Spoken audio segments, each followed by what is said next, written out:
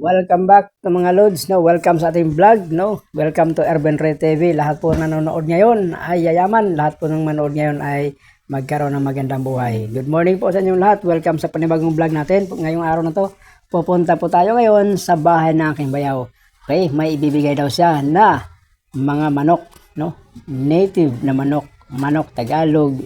Sa amin, tawag dyan is manok Bisaya na manok. Alam mo kung sa bahay, sa probinsya, ginagawa namin nito ay ginataang Bisaya na manok. Ang sarap talaga pag nilalagyan ng papaya. Okay? So yun po ang mga recipe niyan. Ayan po, malapit na kaming makarating, no? Nandito na tayo sa subdivision. Okay po. Lakad natin ng lakad. Samahan niyo ako dito. Huwag kayong iwalay. Okay? Para malaman niyo kung gaano kadami yung manok na meron sila. Okay po. So, napakahusay po nito eh. Maganda po yung alagaan niya na manok, no? Walang kapait-bahay. Basta ang ganda. O, super talaga sa ganda. Okay po. Ayan. Kita nyo? Ang daming manok. Ayan o. Mga manok. Babae at lalaki. So, mga Bisaya po yan. Yung iba dyan, mga rasa. Iba may mga lahi ba? Pero kami, karamihan dyan, ay hindi po panabong, pangkatay lang po talaga yan. Kaya po binibigyan tayo, no? Marami po kasi silang ganyan. Ano, siguro nahirapan na magpatuka kasi kailangan din bibili ka ng patuka para nito eh. Hindi naman to dadami ng walang patuka. Kung aasa ka lang sa lupa, no? So syempre bibili ka rin ng feeds para dito. 'Di ba mga lods? O kayo ba? Wala bang ganito? Ayan oh, may puti, iba-ibang kulay yan oh.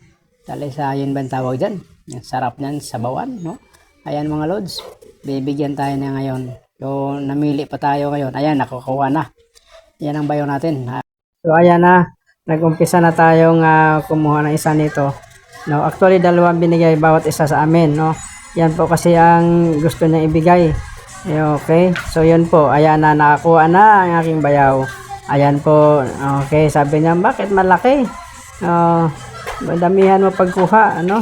Kaso lang dito. Ayan. Oh, malaki nakuha niya. Ayun. Ayan, gusto pang kunin ng isa. Ayan, dalawa na. Ayun, ayan na. Ngiting tagumpay. No, nakadalawa talaga ng aking bayaw. Ayun. Actually, yan kapatid po yan sa may-ari ng manok. Ayan na. Ilalagay na sa bayong. No? Bayong po kasi ang tawag sa amin yan. Ayan na. Sinulid na sa bayong. Ayan na, dalawang manok na Tagalog po. Yan po ang manok na Tagalog. Ang sarap katayin yan. Okay.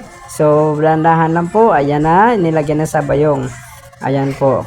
Ayan, dadalhin na po yan sa ano. Ayan.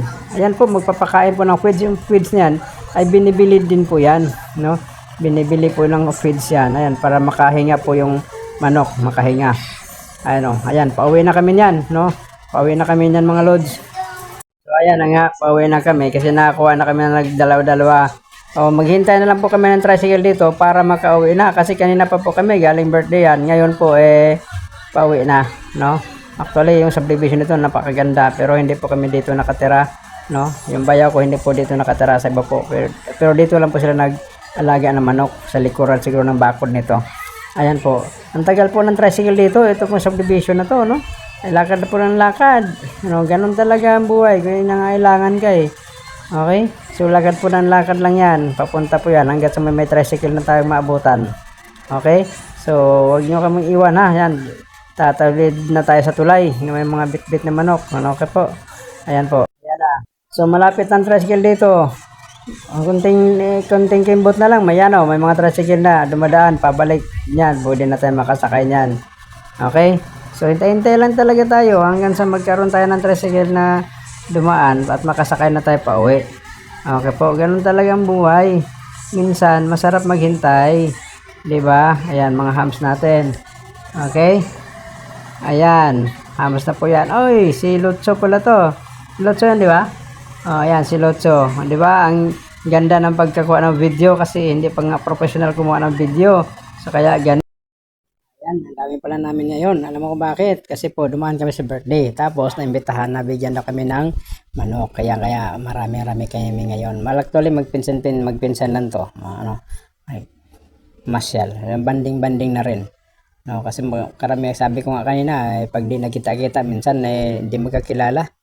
Okay? So, ayan po, pagpasensyahan nyo na po yung video natin eh.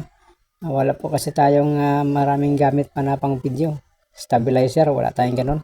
Okay mga lods, o ganun po minsan, no? Ayan, yung ganda ng mga bahay dito. Akala mo dito tayo nakatira, pero actually hindi po. Hindi po tayo dito nakatira, no? Ano lang to? Isang subdivision lang to. Sana kaawaan tayo ng Diyos at makatira tayo dito, mas maganda. Di ba? Pero wag na tayo mangarap tayo ng payag-payag lang, hindi lang matuluan ng tubig, o ulan, ganun lang kasimple. Aanhin mo ba yung malaking bahay kung hindi ka naman masaya? Ayan, Lord, so nga, dapat masaya ka, no, ganun. Ayan, simpleng bahay lang, simpleng buhay lang, no? Simpleng bahay, simpleng buhay, ayan, ganun lang. Pa YouTube, ayan, malibangan, di ba? Ayan po, ito po ang buhay ng isang buhay na payak, no? Simpleng buhay lang talaga, no? Okay, simple, makakain hang 3 beses, ayan, makapamasyal ng kunti, makapasok sa mga mall ng kahit kunti, kahit sandali, o makapag-window shopping man lang. Ganun lang, simpleng buhay lang. Wag naman yung simpleng yung walang toothbrush. Di ba? Hindi, mali po yun. So, kailangan natin alagaan din po natin ang ating sarili. Ayan po, so mga lods, din na po ako magtagal kasi papuntang ng tricycle, no? Na may tricycle na dumaan. So, uwi na kami. So, bye-bye po mga lods. Sa mga di pa nag-subscribe po, subscribe po tayo sa Arvin Ray TV. At salamat po sa inyong panonood sa ating video. Okay, maraming salamat po mga lods. Bye-bye! God bless you all.